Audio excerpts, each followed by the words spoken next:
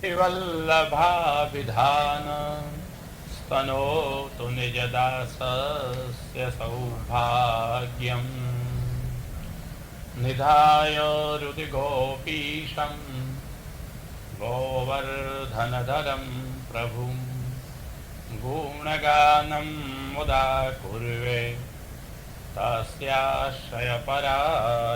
श्री गोवर्धन नाथ की जय। श्री आचार्य जी श्री महाप्रभु जी की जय। श्री गोसाई जी परम दयाल की जय। श्याम सुंदर श्री यमुने महारानी जी की जय। श्री बाल कृष्ण लाल की।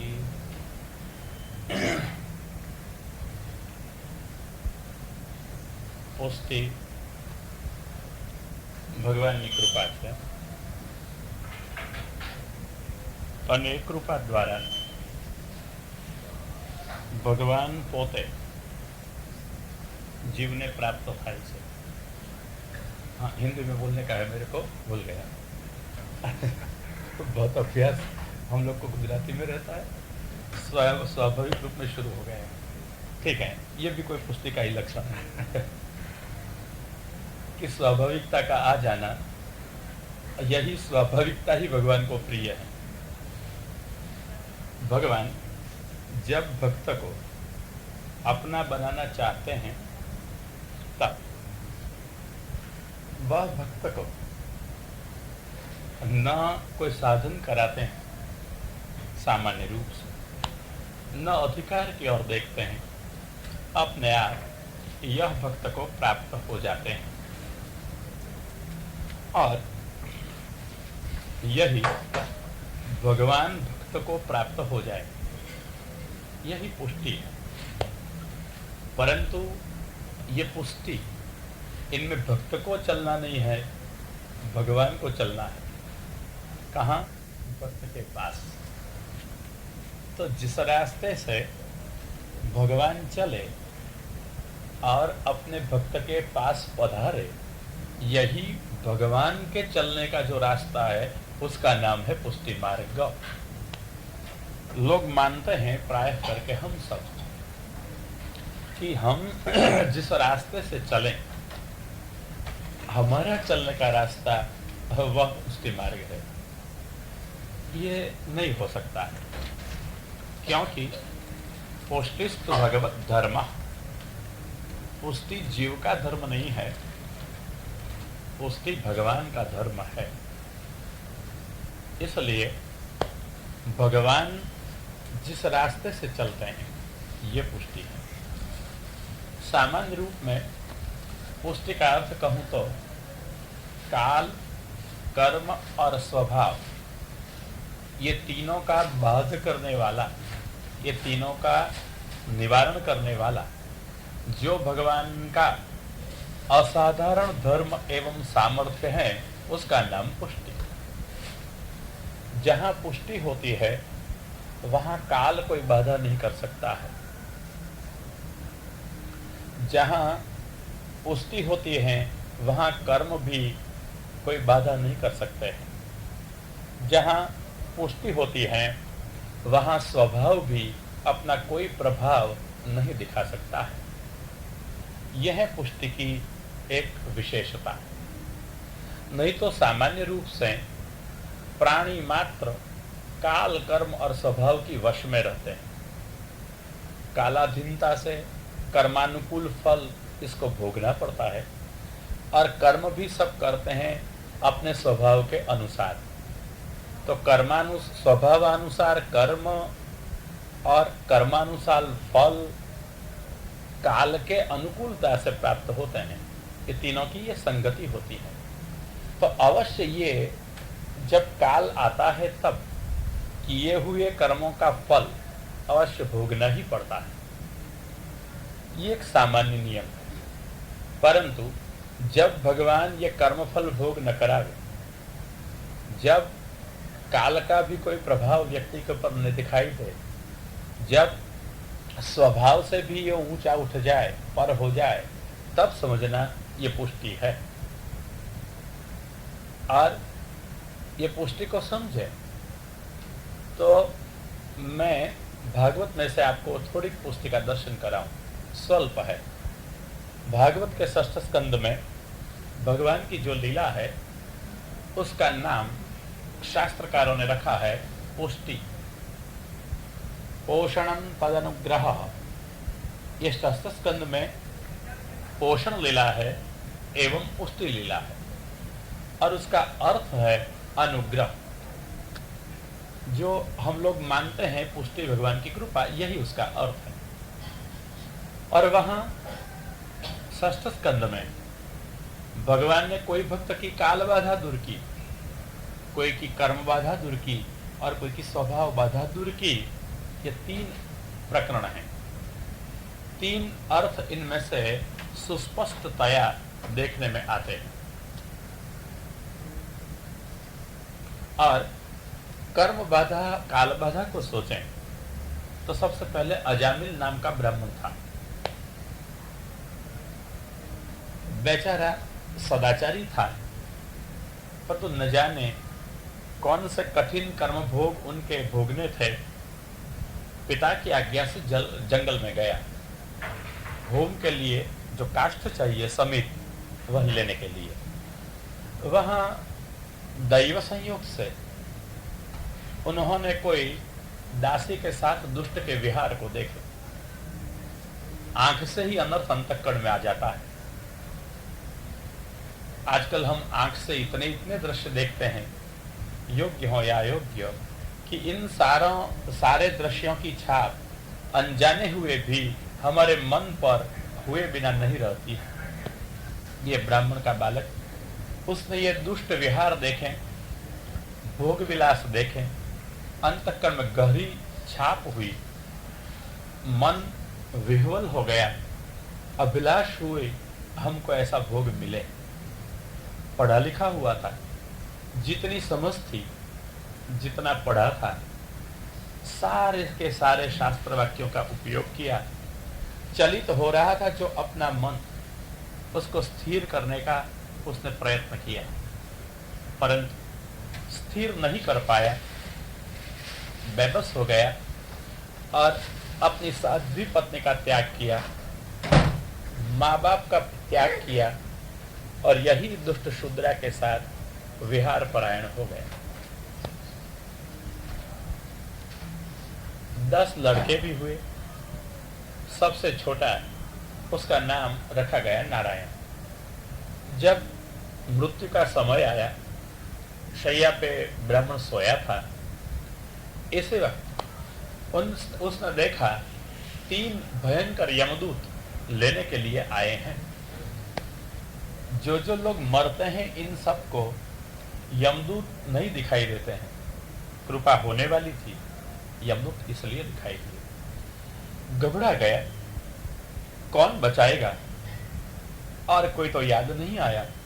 छोटा बच्चा पास में खेल रहा था।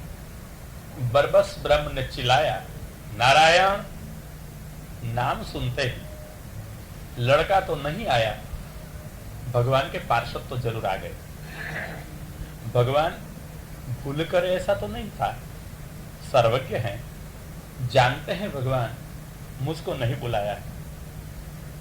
लड़के को पुकारता है, परंतु भगवान को आना था।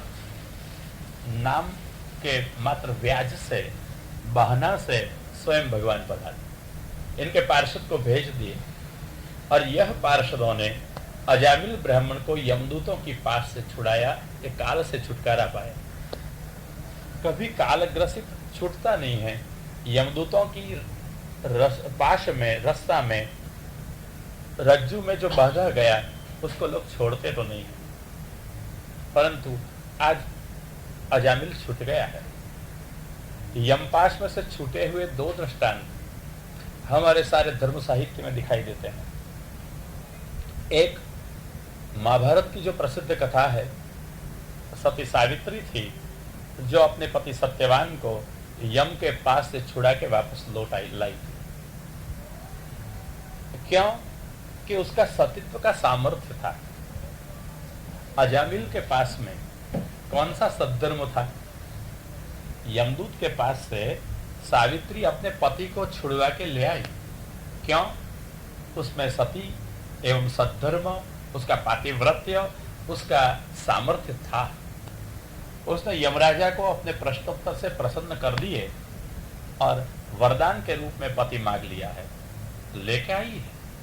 परंतु ये अजामिल ब्राह्मण के पास में कौन सा धर्म था जिसके कारण वो यमपाश से अपने आप छूट जाए व अपन को छुड़ा सके? इसके पास में कौन सी सावित्री थी जो अजामिल को छुड़ा सके? ये तो वारांगना थी, सामान्य स्त्री को अपने घर में बिठा दी थी, और ये तो केवल द्रव्य के एवं संसार के मोह से आई हुई स्त्री पति को मृत्यु के पाश से कैसे छुड़ा सकती है? ऋषभ कहते हैं पंचम स्कंद में अपने लड़कों को उपदेश देते हुए कि ये गुरु गुरु नहीं है, पिता पिता नहीं है, माता माता नहीं है, पति पति नहीं है, स्वजन स्वजन नहीं है, मित्र मित्र नहीं है, जो निकट में आए हुए मृत्यु से मुक्त न करावे। जन्म तो माँ बाप रूप में हम बच्चों को दे देते हैं, परंतु जिसको हमने जन्म दिया है, इन बच्चों को पुनः जन्म न लेना पड़े ऐसा कुछ देना, वो भी होता है माँ बाप का कर्तव्य। जो माँ बाप अपने बच्चों को जन्म देने के बाद पुनः जन्म लेना न पड़े ऐसी कोई शिक्षा, संस्कार या धर्म की परंपरा अपने बच्चे को नहीं देता है, ये सब माँ बाप अपने बच्चे को गुनहगार है, दंडनीय है, अपराधी है। जन्म दिया है जिसको, उसके पालन और पोषण के लिए सब लोग प्रयत्न करते हैं, परंतु जिसको जन्म दिया है उसके कल्याण के लिए, उसकी कृतार्थता के लिए पुनः बरबस उनको ये देह बंधन में एवं अहंता ममतात्मक संसार बंधन में आना न पड़े, इसलिए जन्म देने वाले माँ बाप क्या करते हैं? ये आवश्यकता है, ये कर्तव्य है। जिसको जन्म दिया उसकी मुक्ति के लिए भी प्रयत्न करो, उसको भी मुक्ति का मार्ग दिखाओ, भगवान का मार्ग दिखाओ, ऐसा कुछ जीवन में सिखाओ। मात्र स्कूल कॉलेज में बच्चों को भेजकर पढ़ाकर ये मात्र पशु की तरफ पेट भरते रहें, पैसा कमाते रहे, अगर इतना ही सिखाना होगा तो ये तो पशु भी सिखा देता है बच्चों को कहाँ खाना, कैसे खाना। गैया बछड़े को लेकर चलेगी, जहाँ जहाँ गैया चरेगी वहाँ वहाँ बछड़ा चरेगा। ऐसी तरह से जहाँ जहाँ हमने दुकानें रखी होंगी, पेड़ियाँ चलाई होंगी, कारखाने रखे होंगे, घर बांधे होंगे, हमारा जो कुछ चीज वस्तु रखी होंगी, सामान रखा होगा, सब बच्चे साथ में घूमते घूमते देख लेंगे, सीख लेंगे। जो प्रणालिका से हम जिए वही प्रणालिका से वो जिएंगे। जैसे एक पशु के साथ चरने वाला बछड़ा अपने आप चरने को सीख लेता है, ऐसी तरह से माँ बाप के साथ विचरण करता हुआ बालक सीख लेता है कैसा धंधा चलाना और कैसे पेट भरना। तो जब तक हम बच्चों को यही पेट भरना ही सिखा रहे हैं, तो मैं कहता हूँ इसमें पशु धर्म से अधिक कौन सा सिंचन किया है। हाँ, पशु को विवेक नहीं आता है, जहाँ मिल जाए वहाँ खा लेते हैं। मैं पूछता हूँ आजकल हम भी जहाँ जो मिल जाए और जी भाए वो खा लेते हैं या नहीं खा लेते हैं?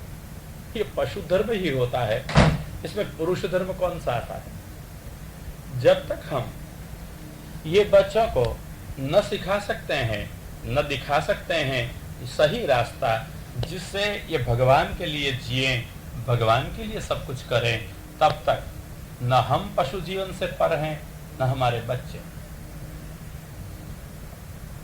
कुछ ऐसा सिखाओ जैसे कि हम हमारे जीवन में ये बच्चों को देखकर कुछ संतोष पा सकें कि बच्चे कुछ भगवत अभिमुख हैं। जैसे एक संसारी लोग अपने बच्चों को सुशिक्षित देख करके, धनोपार्जन करते हुए देख करके संतुष्ट हो जाते हैं कि हमने बच्चों के लिए जो कुछ करना वो कर लिया है। वास्तव में बच्चों के लिए इतना ही नहीं करना होता है, बच्चों के लिए ये भी अपने बच्चों को परंपरा में कुछ दे जा सके, ऐसी दो ही चीज देनी होती है, कृष्ण सेवा और कृष्ण कथा। आप रुपया में इनको हिस्सा देंगे या नहीं देंगे चिंता नहीं है, वो ले लेंगे। आप छोड़ के जाओगे इनके लिए पैसे या नहीं चिंता नहीं है, इनके भाग्य से ये कमा लेंगे, भाग्य में नहीं होंगे, आप कितने भी छोड़ के जाओगे ये गंवा देंगे। परंतु अगर सच्चे माँ बाप के रूप में अपन को अपने बच्चों को कुछ देना है तो वह है अपनी ओर से एक कृष्ण सेवा दो, एक कृष्ण कथा दो। ऋषभदेव जी ऐसे पिता थे जो अपने संतान को परमहंस धर्म स्वीकार करते वक्त वो दे के जा रहे हैं भगवान मार्ग। वल्लभाचार्य जी ऐसे पिता थे जो अपने अंतिमोपदेश में अपने बच्चों को श्री गोपीनाथ जी और श्री गोसाई जी को दे जा रहे हैं जीवन का मंगल मार्गदर्शन। कहते हैं महाप्रभु जी, यदा बहिर्मुखायुयम भविष्यत कथंचन तदा काल प्रवाहस्था देह चित्तादव्युप्युत सर्वथा भक्षयिष्यन्ति युष्मान इति मतिर्मम। अगर कैसे भी करके आप बहिर्मुख हो जाओगे, देह धर्मों में, देह के लालन पालन में, देह के पोषण में अगर लगातार लगे रहोगे, भगवान को इसमें आप अगर भूल जाओगे, भगवान के लिए शरीर है, संपत्ति है, समय है, पूरी आयु है, ये बिसर जाओगे, अपने आप विमुख हो। और विमुख होने के कारण आपके देह, काल, कर्म और स्वभाव आपको खा जाएंगे। जैसे मुंह में हम अन्न रखते हैं, चबाते हैं दांतों से, ऐसी तरह से काल के प्रवाह में रहे हुए देह और चित्त आपका कॉल कर जाएंगे, चबा देंगे। भयंकर यातनाएं उसमें भोगनी पड़ेगी। सर्वथा भक्षयिष्यन्ति, नहीं छोड़ेंगे ये। हमको देह के लिए समय देना पड़ेगा, हमको देह संबंधियों के लिए भी समय देना पड़ेगा, और ये सबको समय देने में, देह धर्मों में भी समय देना पड़ेगा। ये समय देने में हमारे पास में केवल भगवान के लिए समय नहीं बचेगा। महाप्रभु इसलिए सुबोधनी में कहते हैं कि यद्यपि लोक को सत्संग आवश्यक तो है, तथापि सत्संग साधनीभूत समय एवं नास्ति। सत्संग में जो साधन है समय, यही लोगों के पास में नहीं है। क्लब के लिए समय है, टीवी और वीडियो के लिए समय है, खेलकूद के लिए समय है, और सोने के लिए भी समय है, खाने और खिलाने के लिए समय है, परंतु सत्संग के लिए, भगवान के लिए ही समय नहीं है। समय निकाल के भी अगर करें तो कुछ कृतार्थता मिलेगी जीवन की, और बच्चों को कुछ मिलेगा जो जीवन में उन्नति देने वाला होगा। इसलिए अगर हम सच्चे माँ बाप हैं, चाहते हैं हमारे संतानों का कल्याण, तो जैसे ये महापुरुषों ने अपने बच्चों के लिए अंतिमोपदेश दिया है, ऐसी तरह से हम हमारे बच्चों के लिए जीवन का एक मंगल मार्ग निर्माण करके चलें। मात्र मकान बांध के, मोटर गाड़ियां वसा करके, घर में पुष्कल सुविधा साधन वसा करके और धन बैंक में जमा करके, 2-4 कारखाने खड़े करके संतोष मत माने कि ये बच्चों को देकर जाएंगे उसका कल्याण हो जाएगा। कल्याण नहीं होगा, परंतु बच्चे द्रव्योपभोग में लग जाएगा और भोग में ही उनके भोग लग जाएंगे। भर्तृहरि सुंदर कहता है, भोगा न भुक्ता वयमेव भुक्ता। भोग नहीं भोगते हैं हम, हमारा ही भोग लग जाता है भोग करने में। इसलिए अगर हम बच्चों को केवल भोग ही देंगे तो अनेक रोग मन में आ जाएंगे, तन के तो आएंगे ही। तन और मन के रोग से अगर बचना है तो भोग छोड़। भोग किसको देंगे? पुष्टि मार्ग ने एक बहुत सुंदर विवेक दिखाया है, भोग भगवान के लिए, और हमारे लिए क्या होगा? नहीं समझा? भोग किसके लिए होता है? भोग भगवान को धरो और आप क्या करो? हाँ, प्रसाद लो। हम करते हैं क्या आजकल? हम भोग करते हैं, भोग धरते नहीं हैं। बस वल्लभाचार्य जी ने पुष्टि मार्ग के विवेक में छोटी सी बात कही है, भोग करना प्राणी मात्र के स्वभाव में है, और भोग धरना किसके स्वभाव में है? भक्तों के स्वभाव में है। आप प्राणी होकर के जीना चाहते हो या भक्त होकर के? तो भोग करना और भोग धरना बस छोटी दो बात है। क्या पसंद है आपको? सच कहते हो? अब ना कहते हो? हाँ, अपने अपने हृदय से पूछ लो, अपन को क्या पसंद है? भोग करना पसंद है या भोग धरना पसंद है? भोग करना ये पशु वृत्ति है। हाँ, क्योंकि पशु भी भोग तो करते ही है ना, तो भोग करना ये पशु वृत्ति। फिर किसका भोग, कैसा भोग, कब भोग, क्यों भोग, ये चर्चा में नहीं करता हूँ। छोटा सा वाक्य है, भोग करना ये पशु वृत्ति है और भोग भगवान को धरना ये क्या है? ये पशु वृत्ति है। और भोग भगवान को धरोगे तो भूखे रहोगे, कम से कम कुछ प्रसाद तो मिलेगा ना। दयालु भगवान है, पूरा नहीं खा जाएगा। लोग कहते तुम्हारा भगवान अगर खा जाए तो उसको धरे भी कौन? हाँ, सच्ची बात है, इसलिए भगवान नहीं खाता है। खाते हैं, लेकिन अगर सच्ची में ही अगर आजकल ऐसे ही थाली खाली मिले तो शायद कोई भी भोग नहीं। अच्छा, वो बहन जी कह रही है कि अगर थाली खाली मिल गई तो कोई धरेगा ही नहीं, इसलिए सब कोई धरते हैं, वापस मिलेगी ये लालच से, इसलिए प्रसाद चाहिए तो भोग धरो। ये प्रक्रिया भक्ति मार्गीय नहीं है। हाँ, लौकिक हो रही है, चाहिए इसलिए सब धरते हैं, और अपन को जो चीज चाहिए वो धरते हैं। ठाकुर जी को चाहिए या नहीं वो बहुत चिंता करने वाले कम हैं, अपन को जो चाहिए वो जरूर धरते हैं। फिर भी गीता में एक शब्द, एक वचन भगवान ने दिया है कि यद्यत इष्टतमं लोके यच्चाति प्रियमात्मनः तत्तत् निवेदयेन् मह्यं तदानन्त्याय कल्पते। आपको जो अत्यंत प्रिय है, आपको जो अत्यंत इष्ट लगता है, अभिष्ट लगता है, भगवान कहते हैं मुझे दे दो। आप भोग करोगे तो वस्तु का अंत आ जाएगा, और मेरे को दोगे अनंत हो जाएगा। आपको फिर भोग नहीं मिलेगा, प्रसाद मिलेगा। भोग लौकिक है, बाधक है, और प्रसाद अलौकिक है, साधक है। कार्य सिद्ध हो जाएगा। इसलिए भोग करना हमारी सब की स्वाभाविक वृत्ति है, और उसको अस्वाभाविक बना देती हैं भगवान की कृपा जन्य भक्ति, जिसमें होता है भोग धरना। तो हम जब भोग धरते हैं तब भगवान हमको प्रसाद के रूप में वापस लौटाते हैं। मतलब वो आरोपते हैं, ऐसा है कि नहीं? हाँ, आरोपते हैं, तो फिर जितने धरते हो उतना तो वापस मिल जाता है। हाँ?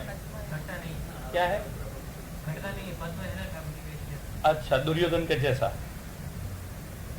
दुर्योधन के हाथ में पद्म था कि जिसे दुर्योधन जितना भी द्रव्य खर्च करे तो जिसके हाथ में पद्म का चिन्ह होता है उसके हाथ से खर्च की हुई चीज कभी घटती नहीं, कम होती नहीं। इसलिए भगवान बड़े चालाक थे, उसने ही पांडवों के वहां दुर्योधन को कोषाध्यक्ष बनाया। आपका कोई मनमेल वाला आदमी न हो, दुश्मन हो, उसको आप तिजोरी की चाबी सौंप देगो? कभी नहीं। तो भगवान ऐसे उस्ताद चतुर हैं तो उसने दुर्योधन को ही चाबी सौंप दी। चल लो, जितना तू ईर्ष्या करेगा, खाली करने के लिए खर्चेगा, ऐसे ही मेरे दुर्योधन, मेरे पांडव के वहां सब बढ़ता चलेगा। ये पद्म का चिन्ह था दुर्योधन के हाथ में, तो वहां द्रव्य का बढ़ाना ये पद्म के चिन्हों के अधीन था। यहाँ दुर्योधन का महत्व नहीं था। और भगवान के हाथ में अगर पद्म का चिन्ह है, भगवान आरोपते हैं और खुटेगा नहीं, तो उसमें भगवान का कोई महत्व नहीं है, पद्म चिन्ह का महत्व है। अब भगवान का महत्व होना चाहिए या पद्म का महत्व होना चाहिए? हे भगवान, आपके हाथ में से एक दफा पद्म निकाल दो, फिर सब घट जाएगा।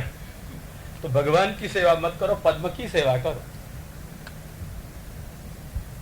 अगर पद्म के चिन्ह के कारण भगवान की ली हुई अरोगी हुई चीज कम न होती हो तो महत्व किसका है? पद्म का। कहिए, महात्म्य पद्म का है या भगवान का? तो पद्म हो या नहीं हो, भगवान से क्या मतलब है? ठीक है, शास्त्रों की सुरक्षा के लिए हाथ में शायद पद्म रखा भी होगा, ये तो पैरों में भी पद्म रखता है। भगवान के श्री चरणों में 16 चिन्ह है, इसमें 7 वाम में और 9 दक्षिण में, मिलाकर के 16 चिन्ह हैं। और उसमें कमल भी हैं, कपिल ने तृतीय स्कंद में 28 अध्याय में जहाँ माँ को योग से भगवत अनुसंधान करने का, ध्यान करने का कहा है, वहाँ कहते हैं संचिन्तयेत् भगवतश्चरणारविन्दम् वज्रांकुश ध्वज सरोरुह लंचनाड्यम। वहाँ इन्होंने भगवान के चरणों के कई चिन्हों के वर्णन किए हैं। वहाँ कहते हैं सरोजाढ्यम। सरोज क्या है? सरह सरोवर, उसमें ज उत्पन्न होता है, वो सरोवर में जो उत्पन्न होता है क्या है? कमल, सरोज। तो कहाँ रहता है? भगवान के चरणों में। यही पद्म है, पद्म ही कमल है ना। ये तो चरणों में भी है, हस्त में भी है, होगा शायद। परंतु अगर कमल है और वस्तु नहीं खुटती हैं पद्म के चिन्ह से, तो ये हमारा भगवान भी पद्म की वश में है। शास्त्र के चिन्ह बलवान है और हमारा भगवान निर्बल हो जाएगा फिर तो। इसलिए भैया ऐसा नहीं है। हाँ, ठाकुर जी के हाथ में पद्म है और आरोग्य है, वो नहीं घटता है, वो हमारी थोड़ी अन्यथा समझ है। पद्म का चिन्ह होगा तो होगा उनके हाथ में, परंतु न खुटने का कारण वो नहीं। बोलो क्यों नहीं खुटता होगा?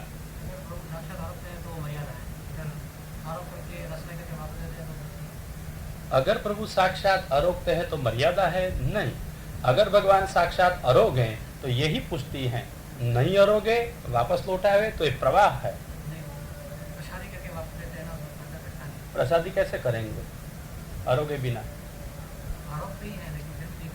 क्यों नहीं घटता है? ये तो प्रश्न है। तो ठाकुर जी का कोई नहीं है, वहां भी महाप्रभु जी है। महाप्रभु जी कानी से केवल आरोग्य हैं। हाँ बस, तो फिर कम क्यों नहीं होता है? सोचो, मजे की बात है। क्या वार्ता है? हाँ ठीक है, ये तो ठाकुर जी आरोग्य तो घटे नहीं, इतना सिद्धांत उसमें कहा ना, पर क्यों नहीं घटता ये प्रश्न है। वार्ता में इतनी बात होती है कि ठाकुर जी आरोग्य है तो कम नहीं होता है, परंतु क्यों? हाँ शायद क्या करे,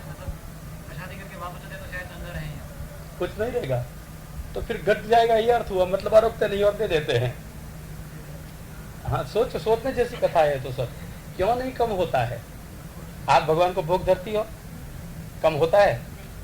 और होगा तो कोई बिलाड़ आ गया होगा, कोई उंदर आ गया होगा, ठाकुर जी ने नहीं और होगा। अथवा वो वार्ता बोलता है ऐसा कोई भूत प्रेत आया होगा, ठाकुर जी नहीं आया होगा। पर कैसे भैया, ये तो हाँ? अच्छा, तो जो भोग धरे वो घर से रसोईया से लेकर आ गया होगा, खूटे ले तुम्हारी थाली में मैं देता चलता हूँ। माँ जी समर्थ तो है,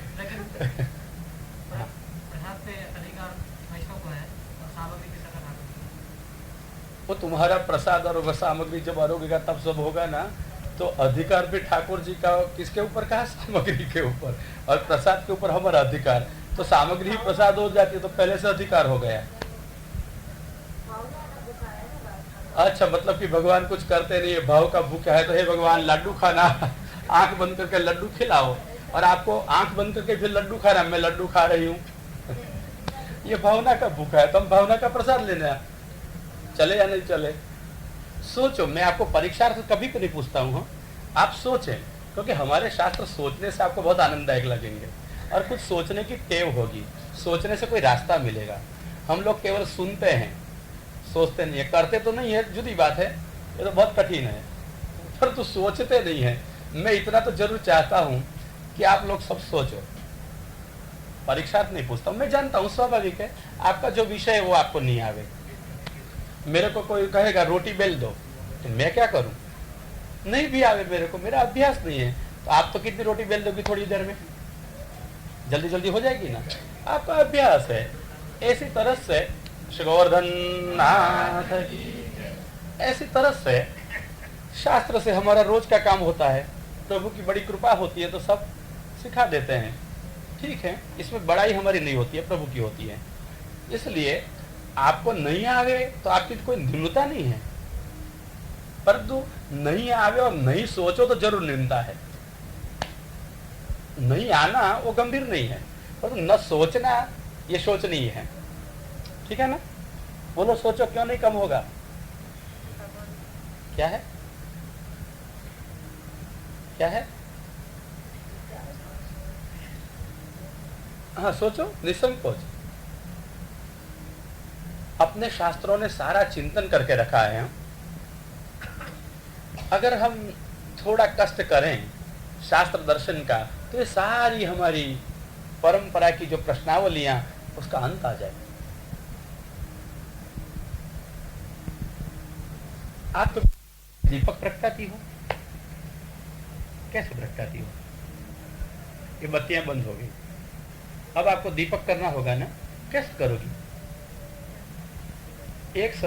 मान लो कि दिवासली का बाक्स आपके घर में है, एक ही दिवासलाई है, एक दिया आपने प्रगटा लिया, परंतु आपके घर में कमरे 8-10 हैं, तो एक दिया लेकर सब जगह घूमोगे, क्या करोगे आप? हाँ? अच्छा, उसी दिए में से आप सब दियों को जला देंगे, तो एक दिया में से दूसरा दिया जलाओगे, तो एक दिया की जो ज्योति वही दूसरा दिया को दे देगी, ठीक है ना? तो पहले दिया से दूसरी भी जगाओ, तीसरी भी जगाओ, सलगाते चलो, प्रगटाते चलो। तो मूल जो दिया है उसमें से मान लो आपने शायद 100 दिए जलाए, तो प्रथम जो दिया है उसमें से कितनी ज्योति कम होती है? हाँ? नहीं, आपने देखा ऐसा कभी? हाँ? कम नहीं होगी। क्यों? आपने एक ही दिया में से 100 ज्योत चलाई और एक दिया की ज्योत आपकी कम नहीं हो गई। क्यों नहीं हो गई? मैंने तो ये दृष्टांत आपको प्रत्यक्ष समझ में आए इसलिए दिया है, बाकी भगवान के बारे में ऐसे तर्कों से निर्णय नहीं होता है, प्रमाणों से निर्णय होता है। वेदैश्च सर्वैरहमेव वेद्यः, गीता में भगवान ने कहा सब वेदों से मैं ही वेद्य हूं। तो वेद से भगवान का पता चलता है, गीता, ब्रह्मसूत्र और भागवत से भगवान की स्पष्टता हो जाती है। और वहां जो मैंने ज्योति का दृष्टांत दिया, बस उसके लिए मैं प्रमाण दे देता हूं, शायद आपको आता भी होगा। पूर्णमिदं पूर्णमदः पूर्णात् पूर्णमुदच्यते पूर्णस्य पूर्णमादाय पूर्णमेवावशिष्यते, ये उपनिषद है। तो वहां क्या कहते हैं? पूर्णम इदम पूर्णम अदः, ये पूर्ण है, वो पूर्ण है। और पूर्णात् पूर्णम उदच्यते, पूर्ण में से पूर्ण लिया जाता है।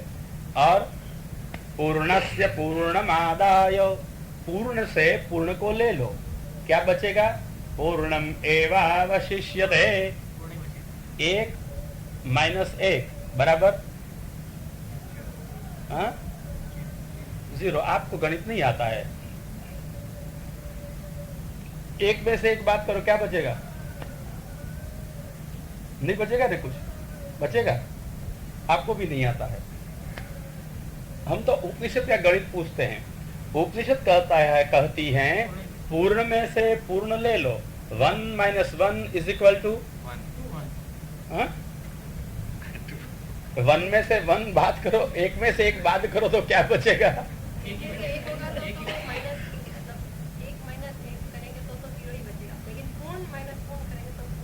हम ऐसा कहता है कि यहाँ पूर्ण 1 है। पूर्ण कितना है? कितने हैं? 1 ही पूर्ण है, और उसमें से 1 पूर्ण को ले लिया, इसलिए 1 - 1, 1 में से 1 बात कर दिया, क्या बचता है? 1 ही पूर्ण बचेगा, 1। अब हमारा इक्वेशन ये है, आप स्कूल कॉलेज में किसी को गणित आता है उसको पूछ लेना कि 1 - 1 बराबर 1। अब वो -1 ये और ले जाओ, तो 1 बराबर 1 + 1, समझ गए? मतलब 1 बराबर कितना हुआ? अरे आपको गणित, आप नामा जात से नहीं लिखते हो, इसलिए नहीं आया जल्दी। कितना होगा? इसमें कैलकुलेटर। हाँ, ये लोग ने प्रमाद इतना बढ़ा दिया है विज्ञान ने सबका, कि इतना सादा हिसाब करने में भी कैलकुलेटर चाहिए, कंप्यूटर चाहिए। ये क्या कर रखा है? अक्ल का उपयोग कब करेंगे हम लोग? नहीं तो ये सादा हमारा समीकरण है, खोल के देखो। क्या कहा आपने? 1 - 1 बराबर 1, तो माइनस को ये और ले जाओ, बराबर की, इक्वल टू नहीं, तो 1 बराबर = 1 + 1, ये और जाए तो प्लस हो जाए ना। हाँ तो अब इक्वेशन इकट्ठा कर दो, 1 बराबर 1 हुआ कि 1 प्लस 1? नहीं आता है आपको जल्दी। हाँ ये है, तो 1 इज इक्वल टू 1 प्लस 1, ऐसा हो गया ना। अब 1 प्लस 1 कितना है? तो 1 बराबर, आप तो अच्छी गणित पढ़ते हो सब क्या खुटेगा? नहीं आया आपको पता? मेरे को भगवान कहाँ है वो कुछ कहना नहीं है, मेरे को तो ये सादा सीधा हिसाब उपनिषद का, अलबत आपके गणित शास्त्र का नहीं, मेरे को दिखाना और सिखाना है। आप बेबी बहन कह रही है, छोटी बच्ची है ना इसलिए बेचारी, कि 1 में से 1 बात कर तो 0 ही होगा ना। एक पूर्ण तो मतलब पूर्ण रहेगा, लेकिन 1 माइनस 1 तो एक ही इक्वेशन में। छोटी बच्ची प्राथमिक कक्षा में पढ़े ना तो ऐसा ही हो जाए तो इसलिए सब टोटल का एक ही होता है। 1 माइनस 1 तो एक ही 0 ही होगा ना, एक पूर्ण उसमें आप जोड़ रहे हैं तो बात अलग है। मैंने जो, अच्छा इक्वेशन में ऐसा है बेबी बहन कि जो कॉमन है ना वो निकाला जाता है, 1 पूर्ण ओछा 1 पूर्ण बराबर 1 पूर्ण, ये होता है ना। तो पूर्ण पूर्ण कॉमन है तो सब में से निकाल लो, गणित का ये ढंग होता है, समझ गई? तो गणित के अनुसार है ना, कॉमन निकाला जाए ना, वो कॉमन निकाल लेते हैं, लेकिन बोलना तो नहीं पड़ेगा पहले एक जरूर नहीं होती है। कॉमन निकालने के बाद कुछ बोलने की जरूरत नहीं रहती है, कॉमन निकालने के बाद यही बोला जाता है 1 minus 1 is equal to 1, 1 is equal to 1 plus 1, 1 is equal to 2। Equation हम बताएंगे तो बच्चे बोलेंगे मम्मी को कुछ नहीं आता है, ये हमको तो मम्मी को नहीं आता है इसलिए तो मैं सिखा रहा हूँ नहीं, अगर ये सब मम्मी को आता है, नहीं, अगर बोर्ड पे ऐसे लिखा होगा 1 अरे minus बहन 1, मम्मी को नहीं आता है, इसका कारण कहूँ क्यों ऐसा होता है, ये मम्मी है, नहीं, इजिप्ट 1 में है minus ना। 1 is equal to 1 अरे करेंगे सुनो, तो मेरी हो सुनो तो जाएंगे। सही, पहले मैं क्या कहता हूँ, ये मम्मी को नहीं आता है, बहन ने कहा, मैं कहूँ सचमुच मम्मी को कुछ नहीं आ रहा क्योंकि वो मम्मी है, वो इजिप्ट के पिरामिड में रखा हुआ है ना, उसका नाम क्या है? मम्मी उनको क्या आवे, ऐसी आजकल की मम्मी जो इजिप्ट के पिरामिड का मम्मी, इनको क्या आएगा? जो स्नेह रहित माँ है वो मम्मी है, जो बच्चों को दूसरे को सौंप के सिनेमा में जा सकती हो, घूमने को जा सकती हो, सब मम्मी, समझ गई? तो इनको तो बेचारे मम्मी को क्या आएगा, कुछ नहीं आएगा, इसलिए सीखने की जरूरत है। तो मैंने ऐसा नहीं कहा कि मैं स्कूल का गणित पढ़ाता हूँ, मैंने पहले से कहा था कौन सा गणित में पढ़ाता हूँ, उपनिषद का गणित में पढ़ाता हूँ। बोलो अब मेरे हम तो ये सब खोटा है, आप लोग ध्यान से सुनो, नहीं तो मैं क्या करूँ, मैं तो स्पष्टता पूर्वक बोलता हूँ। अगर मैं स्पष्टता पूर्वक नहीं बोलूँ ना तो लोग मेरा कान तो बहुत पकड़े, सुनने वाला बहुत होता है और बड़े बड़े पंडित सुनते हैं, आप भी सुनते हो, ठाकुर जी भी सुनते हैं, इधर उधर की करूँ तो वो भी गला पकड़े मेरा, तो इसलिए उनको कहता हूँ कि महाराज संभाल के आप ही बोलना जैसे गड़बड़ हो गई तो आपकी होगी, मेरी तो कुछ नहीं होगी, समझ गई? इसलिए मैं उपनिषद का गणित सिखा रहा हूँ, ऐसा आप नहीं सुनो, नहीं सोचो, नहीं समझो, फिर बच्चों को पढ़ाने को निकलो और बच्चा के मम्मी को कुछ नहीं आता है, मम्मी को नहीं, किसको? मम्मी को कुछ नहीं आता है, तो इसमें किसका दोष है? हमारा है। हम तो गणित गलत नहीं पढ़ाता है, हम कैसा पढ़ा रहा है? सही गणित पढ़ा रहा है, परंतु आप नहीं समझो तो मैं क्या करूं, उसमें मेरा क्या दोष है? तो समझे, उपनिषद में हमने कौन सा हिसाब लगा के दिखाया आपको? हाँ, तो क्या हुआ? 1 इज इक्वल टू नाउ 2, अरे 1 इज इक्वल टू 1 नहीं, या तो गड़बड़ ये है और ये मैं उपनिषद की श्रुति से दूसरी श्रुति बोलूँ, अब आपको 1 बराबर 2 हो जाएगा, कैसे? सवै नैवरे में तस्माद एकाकिन रमते सद्वितीयम् ऐच्छत् आत्मानं दृढ़ान्यपातयत् पतिश्च पत्नी च भवताम्। पहले भगवान अकेले थे, अकेले होता तो कौन खेलता है, और 2 बच्चे इकट्ठे होते तो खेल बराबर जमते हैं। मानवीय में भी ऐसा है, एक है तो क्या करेगा, और 2 इकट्ठे हो गए तो सब चलेगा, फिर संसार पूरा। तो ये एक ब्रह्म था, एक भगवान था, नहीं खेला, खेलने की इच्छा तो थी, इसलिए आत्मानंदेधान्यपातयत्, एक में से भगवान 2 हो गए। तो पहले कितने थे? 1, अब कितने हुए इज इक्वल टू, मेरा इक्वेशन खोटा है, ये तो उपनिषद का हिसाब है सब, इसलिए वो तो बराबर पढ़ो पढ़ो तो उपनिषद तो पता चले।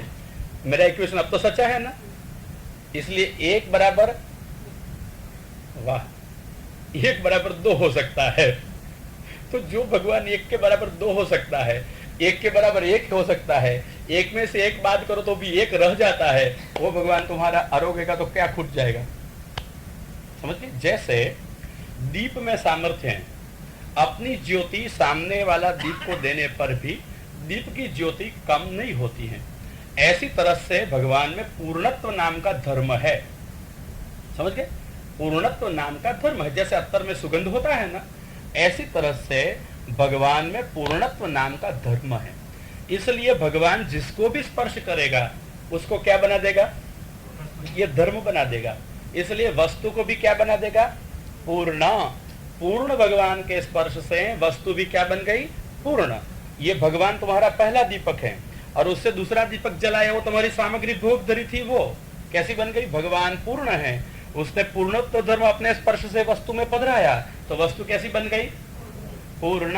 अब पूर्ण भगवान, ये पूर्ण वस्तु, पूर्ण रूप से भगवान आरोग गए, कितनी बचेगी, पूर्ण। इसलिए अब कैसे खुटेगा, ये पद्म पद्म नहीं होता है, समझ गए? बराबर क्या होता है, पूर्णत्व। ये भगवान का पूर्णत्व है कि ये पूर्णत्व धर्म संपर्क वाली वस्तु में प्रस्थापित करता है, आ ही जाता है। ये इधर से बाहर निकाल दूं और मैं इसको छू लूं तो क्या होगा, करंट लगेगा। क्यों, इसमें है तो मेरे में आ जाएगा। अच्छा, फिर ये बेचारे को दया तो आएगी, पास में बैठा है, नहीं आएगी भैया, मेरे को शॉक लग गया, आप क्या करोगे, मेरे को छुड़ाएंगे और मेरे को छुड़ाने के लिए वो भी आ गए तो आपका भी क्या हो जाएगा, आपको शॉक कैसे लगेगा, वो तो मेरे को लगा है। अच्छा, मेरे में से पास होगा और उसके पास में पहुंच जाएगा, ठीक है। क्या हुआ समझ के, ये विद्युत ने मेरे को विद्युत में बना दिया और ये विद्युत ने उसको भी, तो मेरे में जो विद्युत थी वो कितनी कम हो जाएगी। अच्छा, उनको देखा, फिर छोड़ा होगी, आ जाओ, तो आपका भी क्या होगा, फिर लाइन लग जाएगी, आपको आना है छुड़ाने के लिए, फिर हमको लगाते चलो। तो सारा विद्युत का प्रवाह जो पूर्व व्यक्ति में था, अंदर था, एक व्यक्ति में आया, दूसरी में, तीसरी में, तीसरी में, कितना घटता चलेगा, सब कुल प्रायः करके समान अंश में ये शॉक। बैड कंडक्टर अगर कुछ नहीं परिधान किया हो तो आ जाएगा ना। तो ऐसी तरह से भगवान का जो पूर्णत्व धर्म है, वो पूर्णत्व धर्म वस्तु में भगवान के संपर्क से आ जाता है, तो वस्तु भी कैसी बन जाएगी, पूर्ण। अब इसमें किसका महत्व हो गया, भगवान आरोगते हैं और खुटता नहीं है, इसमें किसका महत्व है, अब भगवान का पूर्णत्व धर्म है। भैया ख्याल आया भैया, बराबर। तो भगवान का ये पूर्णत्व धर्म है और पूर्णत्व धर्म के कारण आप भोग धरते हो, भगवान संपूर्ण आरोग लेते हैं, फिर भी कुछ खुटता, ये तुम्हारा रोज रोज का इक्वेशन है, 1 - 1 = 1। अब आपको नहीं हिसाब, वैसे तो मैं क्या करूं, आपको ये हिसाब नहीं आवे, फिर आपको कोई बुद्धि की चक्रावे में पड़ जाओ कि पद्म है या दरिया है, तो मैं क्या करूं इसमें। हमको तो ये है कि हिसाब हमारा उपनिषद का है, हिसाब हमारे भगवान मार्ग का है, लगा के देखो, पूर्णात् पूर्णम उदच्यते पूर्णस्य पूर्णमादाय पूर्णम एवावशिष्यते, स्फुट कथा है। अब भगवान आरोगते हैं, स्फुट रूप से आरोगते हैं। वल्लभाष्टक में श्री गोसाई जी 4थे श्लोक में कहते हैं, तस्मादस्मिन् स्थितो यः किमपि कथमपि क्वाप्युपाहर्तुमिच्छा त्यद्धा तद्गोपिकेश सवदन कमले चारुहासे करोति। मात्र भावात्मक रोकते हैं ऐसा नहीं, भावना न भूख्या छे એવું नहीं। हाँ, ये तो वस्तु लेते हैं भक्त की, जो कुछ किमपि कथमपि क्वापि, कोई भी चीज कैसे भी, कहाँ भी, कभी भी, अगर भक्त आरोगना चाहते हैं तो भगवान स्वयं गोपिकेश श्री गोपीजन वल्लभ हंसते हंसते चारुहासे, हम प्रसन्न मुख कमल से अपने मुंह में आरोगते हैं, पधराते हैं। अद्धा प्रत्यक्ष आप दर्शन करके देखो, साक्षात आरोगते हैं। ऐसा नहीं कि वो केवल भाव के भूखे, अरे लड्डू धरोगे उठा उठा के मुंह में धर देंगे। दर्शन करा सकते हैं चाहे तो हम, परंतु ये जीवाधिकार नहीं है, जीव मर्यादा नहीं है कि ये ब्रह्म धर्म का उल्लंघन करके वो दर्शन कर सके। हाँ, भगवान चाहे तो दर्शन दे सके, जीव नहीं कर सकेगा। इसलिए जब भोग धरते हो तब भगवान पूर्ण वस्तु पूर्ण रूप से आरोग लेते हैं, और फिर भी कितनी चीज बचेगी? पूरी की पूरी बचेगी, पूर्ण की पूर्ण बचेगी, स्वल्प भी न्यूनता नहीं आएगी। अब भगवान पुष्टि मार्ग में प्रत्यक्ष आरोगते हैं। भगवान आरोगे तो मर्यादा हो जाए ऐसा नहीं, नहीं आरोगे तो मर्यादा या क्या प्रवाह भी नहीं रहेगा। इसलिए क्या करते हैं भगवान? वदन कमले चारुहासे करोति, हंसते हंसते प्रसन्नता से मुंह में धर देते हैं, आरोगते हैं, साक्षात आरोगते हैं। जहां उपनिषदों में नहीं आरोगते हैं ऐसा कहा गया है, अनाशनन अन्यो अभिचायकशीति, वहां ये भोग धरे हुए आरोग्य की कथा नहीं है, यहाँ कर्मफल भोग की कथा है। भगवान कर्मों के फल को भोग नहीं करते हैं, परंतु भक्तों के धरे हुए वस्तु सामग्री का भोग तो अवश्य करते ही हैं। भगवान भुंगते इत निश्चय, आरोगते हैं भगवान, कुछ कम नहीं होएगा, जितना धरो इतना ही आपको वापस मिलेगा। परंतु हाँ, हमने जो भोग धरा वो तो केवल लौकिक था, और भगवान ने हमको जो दिया वो प्रसाद दिया है, अलौकिक है। बस ये अलौकिक देंगे। फिर ये प्रसाद के अलौकिकत्व में आपको जो कुछ कल्पना करनी हो या कहना हो, कहो ये अधरामृत है, रसामृत है, जो कुछ भी है वो है, उसका नाम क्या है? प्रसाद। यही प्रसाद भगवान देते हैं। प्रसाद किसे कहा जाए? प्रसाद क्या है? लगभग रोज सबको मिलता है ना, प्रसाद मिलता है रोज। तो प्रसाद क्या होता है? ठौर पूरी लड्डू, ये प्रसाद है। प्रसाद क्या है? हाँ? ठाकुर जी जो आरोग्य वही प्रसाद है, ठीक है। तो ठाकुर जी के पास से किसी को एक माला दी गई, ठाकुर जी को कंठ में धरी है, वड़ी की गई और किसी को दे गई, ये क्या है? ये प्रसाद है ना। तो ठाकुर जी ने माला आरोगी तो नहीं है, फिर भी है तो हाँ, भगवान लौकिक को अलौकिक कर देते हैं, वही प्रसाद होगा। बोल, लौकिक के अलौकिक होने में तो ऐसे है ना, आप बाजार से वो 4 आना वाले मोती ले आए, अपन तो सच्चे पहनते, पर ठाकुर जी को तो हाँ 4 आने वाला ही धरने चाहिए, क्योंकि कोई ले जाएगा, अपना तो कोई ले नहीं जाएगा। समझ गई ना? एक कवि ने सुंदर कहा है, काच किड़िया खोटा मोती भगवत भूषण घाले। अपन 4 आने वाले तो नहीं पहनेंगे, और श्री ठाकुर जी को तो 4 आने वाले चाहिए, क्योंकि वो बेचारा बच्चा है, कहाँ खेलने को जाए घुमा देगा, तो बार बार कहाँ से नए नए कराना। छोड़ो, हमारे गुम हो जाएगा तो हमारा पति कमाता है, नया ले आएगा। तो हमारा ये लाला खुआएगा तो कौन करेगा उसको? तो इसलिए जो धरना हो, कैसा धरना? 4 आने वाले धरना। हाँ, अपन 4 आने वाले पहन के बाहर निकले तो हमारी आबरू चली जाए। अरे रे, हम बड़े घर के हैं, हम ऐसे खोटे पहन के कैसे चलें, हमारी प्रतिष्ठा नहीं है। तो हमारी प्रतिष्ठा के लिए हमको सच्चे चाहिए, महंगे चाहिए। कितने तोले सोने के गहने पहनती होंगी आप सब बहन लोग? और लाला हमारा प्यारा है, हमारा सर्वस्व है, मगर के आंसू बहाना। मैं पूछता हूँ, इनको कितने तोले के आभूषण धरते हो आप सब? लाला को कितना तोले का आभूषण होते हैं सबके वहां?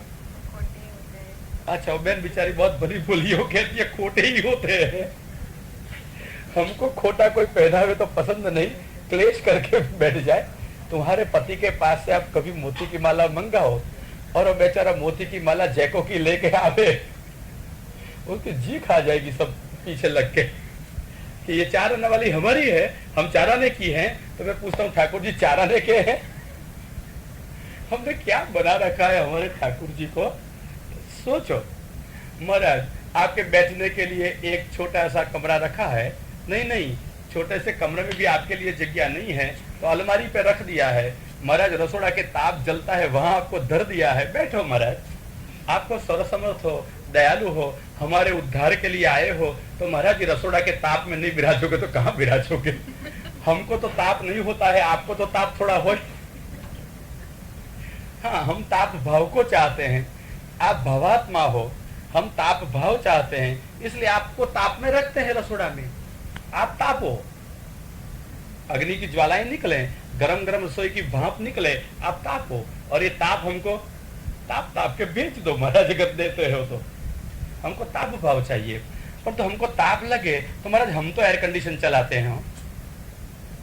कंडीशन ये है कि हम दास हैं, इसलिए एयर कंडीशन में रहते हैं, और कंडीशन ये है कि आप स्वामी हैं, तो महाराज दुख में आप ही विराजते हो, रसोड़ा के ताप में आप ही विराजते हो, क्योंकि आपको स्वामी धर्म करना है और हमको तो सेवक धर्म करना है। तो महाराज सेवक धर्म तो आप कैसे भी हम तो निभाएंगे, और सेवक धर्म के निर्वाह के लिए शरीर अच्छा चाहिए, नींद बराबर आनी चाहिए, गर्मी नहीं लगनी चाहिए, क्योंकि हमको सेवक धर्म निर्वाह करना है, इसलिए हम एयर कंडीशन में रहेंगे। और महाराज आपको तो न हलना है, न चलना है, न बोलना है, कुछ करना नहीं है, मात्र स्वामी धर्म करना है। तो महाराज एयर कंडीशन में ठीक जाओगे, इसलिए अच्छी बात है ये रसोड़े की गर्मी में विराजमान हो जाइए। ताप लगेगा और रसोई देख के भोजन की भी इच्छा कुछ होती होगी, तो जब चाहो तब खा लो, सब मिल जाएगा महाराज, गर्मा गर्म सबसे पहला। ये कौन से पुष्टि मार्ग की प्रक्रियाएं हमने अपना के रखी है? मैं पूछता हूं आपसे, अगर हम पुष्टि मार्गी हैं तो ठाकुर जी को ये खोटे खोटे आभूषण क्यों धरते हैं? आप लोग खोटे खोटे क्यों नहीं पहनती हो? हाँ, हाँ, वो बहन कहती है प्रतिष्ठा घट जाएगी, और ठाकुर जी को तो कौन देखने आवे तो प्रतिष्ठा घट जाएगी। और इसमें घटे भी क्या, क्योंकि जिसके ठाकुर जी को देखो तो हमारे जैसे ही मिलेंगे। वो कहेगा मैं भी 4 आना का धरता हूँ, वो भी कहेगी मैं भी 4 आना का धरता हूँ, तो सब समझ लगे ठाकुर जी 4 आने के लिए ही है। ठाकुर जी हम कहते हैं कि ठाकुर जी भाव के भूखे हैं, उनको ऐसे कहीं इसमें कहीं सोना तो बनता। हाँ, कहती है कि ठाकुर जी भाव के भूखे हैं, और कहती है अभी आपने क्वेश्चन सिखाया ने कि ठाकुर जी पूर्ण है तो मोदी भी पूर्ण बन जाएंगे। बोले हम 4 आने वाले धरे, तो कैसे बना देंगे? पूर्ण बना देंगे। परंतु हाँ, हम ही अपूर्ण हैं कि हम 4 आने वाले पहले तो पूर्ण नहीं हो सकते हैं, इसलिए हम रुपया से पूर्ण होना चाहते हैं, गहने से पूर्ण होना चाहते हैं, प्रभु से नहीं। ये कोई भक्ति मार्ग का निशानी नहीं है, चिन्ह नहीं है। भले हमको भक्ति मार्गीय माने, हमको भक्ति मार्गीय कहलावे। मैंने ऐसे भगवदीय देखे हैं आज के जमाने में, आपकी उम्र के, हाँ, कि जिसके पास में ज्यादा पैसा नहीं है, माँ बाप और बर ने जो गहने गढ़ाए वो सब तुड़वा तुड़वा के अपने ठाकुर जी के आभूषण बनवा दिए। मेरे ठाकुर जी क्यों नहीं पहने? मैं सच्चे जेवर पहनूं और मेरे ठाकुर जी 4 आने वाले फटकिया मोती पहने, जैको के प्लास्टिक के? ये कौन सा भक्ति मार्ग है? भक्ति मार्ग को हृदय का धर्म है, और यह हृदय धर्म के कारण ये बाई ने आज के जमाने की दशा का स्थिति कहता हूं, आज की, और इतनी वय की, मौशक नहीं होगा उसको। परंतु यहाँ भोग करना महत्व का नहीं है, क्या करना है? भोग धरना। तो भोग धरने में मात्र मिश्री धरना, मेवा धरना ये पर्याप्त नहीं है।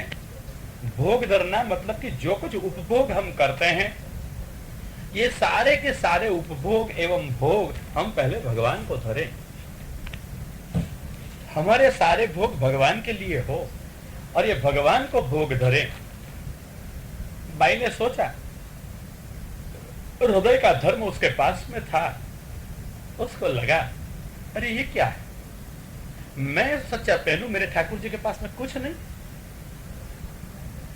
उसने सब अपने जेवर थे तुड़वा दिए, ठाकुर जी के सारे आभूषण बनवा दिए। और ये प्राचीन काल की 84-252 की मैं एक वार्ता नहीं कह रहा हूं, मैं अर्वाचीन काल की, तू जानती है ना बहन, मैं अर्वाचीन काल की कथा कर रहा हूं। आज भगवदी हैं और हमारी बहन जानती भी है, नाम नहीं कहना है किसी का, परंतु है आज के जमाने में है। मैं बोलता हूं इनको भगवान प्रसन्न होंगे या नहीं होंगे? मैं कहता हूं सच्चे अर्थ में भोग तो उसने धरा, हमने तो भोग किया है, हमने संतोष मान लिया, जो कुछ सामग्री बनाई लाला को धरा दी, क्योंकि वो पीछे हमको भी चाहिए ना। लाला बड़ा दयालु है, पूर्णस्य पूर्णमादाय पूर्णमेवावशिष्यते, सबका सब आरोग लेगा, परंतु सबका सब हमको वापस लौटाएगा, क्योंकि हम थोड़े वैष्णव को भी प्रसाद बांटेंगे, नहीं देंगे प्रसाद, और अपन को उपवास करेंगे ना, वैष्णव को तो प्रसाद बांटेंगे, और अपन क्या करने का है? आप में कोई ऐसा जो वैष्णव को बांट दे और अपन उपवास करे? कोई नहीं मिलेगा। सचमुच है? पहले से निकाल के वो भाई अच्छे कहते हैं, पहले से निकाल के रख लेगा अपना और बाकी दूसरों को बांट देगा। मैं कहता हूँ ये अपनी प्रक्रियाएं सारी सोचो। मैं मात्र उपहास के लिए, कटु टिप्पण के लिए ये कथा नहीं कहता हूँ, परंतु अपनी परिस्थिति आजकल हमने ही हमारी विचार रहित व्यवहार परंपरा के कारण, के धर्म परंपरा के कारण कैसी बना रखी है और सचमुच कैसी होनी चाहिए, ये दोनों के बीच जो आज अंतर हम पूर्ण नहीं सके, इतना प्रायः करके बन गया है, इसकी ओर मैं आपकी दृष्टि दौड़ रहा हूं। यद्यपि हम पुष्टि मार्गीय कहलाते हैं, परंतु हम ये पुष्टि का कुछ सोचते नहीं हैं, पुष्टि को देखते नहीं है, समझते नहीं है। इसलिए आप सोचो कि जब हम लोग हमारे भगवान के लिए उत्तम में उत्तम जो वस्तु हमारी है वो निवेदन नहीं करें, तब तक हम पुष्टि मार्गीय कैसे हैं? आत्मसमर्पण कैसे किया? सब भगवान तुम्हारा है करके ब्रह्म संबंध लेते वक्त आत्मना सह समर्पयामी बोल के सर्वस्व सौंप दिया, और फिर उसमें से भगवान के लिए उपयोग कितने का किया? हाँ, चारानी उपयोग करते हो? नहीं, चाराने के मोती उपयोग। हाँ, चारानी के मोती का उपयोग किया, बाकी सब 4 लाख रुपया के दो। हाँ, हमारे आनंद आनंद से मिलता है, क्योंकि वो आखिर में भगवान कितना है हमारा? भगवान कितना है आपका? कितना बड़ा है? छोटा है ना। तो बच्चों को फुसलाने के लिए क्या करने का? हाँ, बच्चा है ना, फुसला दिया चाराने का मोती, लाला लो राजी हो जाओ। और हमको भी आप देखो, आप भी राजी हो जाओ। हम पहनती है, क्या पहनती है? हाँ, बस राजी हो जाओ महाराज, अब राजी हो जाओ आप। ऐसे भक्त आपको कहाँ मिलेंगे? व्रज में कोई नहीं मिला होगा भगवान में कोई ऐसा भक्त। हाँ, आना है व्रज में ऐसा भक्त होने के लिए, व्रज में जाने जैसा है महाराज। व्रज में कोई ऐसा नहीं होगा जैसे आज हम है। हम कहते हैं हम गुरु गोपीजन के मार्ग में हैं, हम पुष्टि मार्ग में हैं, तो गोपांगनाओं का सारा जीवन, गोपांगनाओं का सर्वस्व, गोपांगनाओं का जीवन लक्ष्य एक ही मात्र था, कृष्ण, कृष्ण की प्रसन्नता। आपको गोपी गीत आता है? आपको आता है गोपी गीत सब बहनों को? अरे 4 गीत सीखना जैसे है, वेणु गीत, गोपी गीत, युगल गीत और भ्रमर गीत। ये 4 नित्य लीला के गीत हैं जो श्री गोपीजन गाती है। अगर आपको कीर्तन आते हो तो प्रगट वे मार्ग रीत दिखाई, प्रगट वे मार्ग रीत दिखाई, वह कहते हैं भोजन कर विश्राम छिनक ले निज मंडली बुलाई, वेणु गीत पुन युगल गीत की रस बरखा बरखाई। तो महाप्रभु ने अपनी निज मंडली बुलाई हो, कथा के लिए मंडप बांध के सबको नहीं बुलाए थे, निज जन थे, इनको ही बुलाए। और क्या सिखाते हैं? वेणु गीत पुन युगल गीत, 2 सिखाया। रस वर्षा बरसाते हैं, वेणु गीत और युगल गीत। भगवान जब गोचारण के लिए वन में पधारते थे, गोपांगनाओं प्रेम प्रवृत्त और प्रवृत्त दशा में चित्त भगवान के पीछे पीछे दौड़ जाता है। वन में की हुई भगवत लीलाओं का घर में बैठ के अनुभव करती, और तब अपनी अपनी समान रस वाली सखियों के पास में उसका वर्णन करती। किसके पास में? हाँ, स्वसखेभ्योन्वर्णयन्, समानशील वाली सबके पास में नहीं जाती थी गोपांगना भी। हाँ, स्वसखीभ्य, तो ये इनके पास में बैठकर ये वर्णन कर रही है। और वर्णन करने में कहाँ गई थी गोपांगनाएं? वन में नहीं गई थी, घर में रही थी। या गोकुल की नारी घर में वन किन्न हो, ये घर में रही थी, घर में वन बनाया और घर में भगवान का साक्षात्कार किया था। वो वन में नहीं गई थी भगवान के पीछे पीछे। ये सामर्थ्य इनकी आसक्ति का कि ये आसक्ति के बल से घर में बैठ के जो भगवत लीला चल रही है साक्षात दर्शन करती है, और यही लीलाओं का साक्षात दर्शन करती हुई अपनी अपनी सखियों के पास में निरूपण करती है। विप्रयोग दशा में ये घर में संयोग का अनुभव कर रही है। विप्रयोग और संयोग दोनों श्रृंगार रस के ही अंग हैं, इसलिए संयोग और वियोग ये दोनों का जब पूर्ण रूप में अनुभव हो तब ही श्रृंगार रस का अनुभव होता है। यही श्रृंगार रस रूप है हमारे भगवान कृष्ण। कृष्ण का अनुभव करना हो तो संयोग का भी अनुभव हो और विप्रयोग का भी अनुभव हो। ये दोनों का जब पूर्ण अनुभव हो तभी होता है कृष्णानुभव, तब तक नहीं। इसलिए यहां गोपांगनाएं क्या करती है? विप्रयोग में गाती है, लीला के दर्शन करती करती न रोती है, न चिल्लाती है, न मूर्छित हो जाती है। क्या करती है? न किसी को सीने से लगाती है। क्या करती है? स्वसखेभ्योन्वर्णयन्, ये वर्णन करती हैं, गुणगान करती हैं, प्रत्यक्ष लीला का दर्शन कर रही है। और स्वसखेभ्योन्वर्णयन्, समानशील व्यसन सखियों के पास में अनुवर्णयन्, जो लीला चल रही है देख रही है वही लीला का वर्णन कर रही है। बस रस विभोर दशा। बाह्य स्थिति में विप्रयोग है और अंत स्थिति में आज संयोग का अनुभव कर रही है। साक्षात भगवान इनके पास में। जब युगल गीत के प्रसंग में भी भगवान गोचारण में पधारते हैं तब शाम को वापस लौटाएंगे, संयोग हमको प्रदान करेंगे, यह सोचती हुई गोपांगनाएं निन्युहु वासरान दुखेन, दुख से दिवसों को पसार कर रही हैं। दिवस दुख में जाता है परंतु रात्रि में तो शाम का संयोग मिलेगा, अपेक्षा है और मिलता भी है। परंतु आज जब दिवस में विप्रयोग कर रही हैं, लीलाओं के दर्शन हो रहा है, वाम बाहु कृत वाम कपोलम, ये युगल गीत की बात है। तब रे मेरे असुतचेता तन्मनस्का महोदया, अंदर साक्षात भगवान का अनुभव होने लगा। लीलाओं का प्रत्यक्ष दर्शन किया और गोपांगनाओं ने परस्पर में गान किया। यही युगल गीत और वेणुगीत, विप्रयोग और संयोग दोनों की दशा का एक समन्वय है, और यह समन्वय से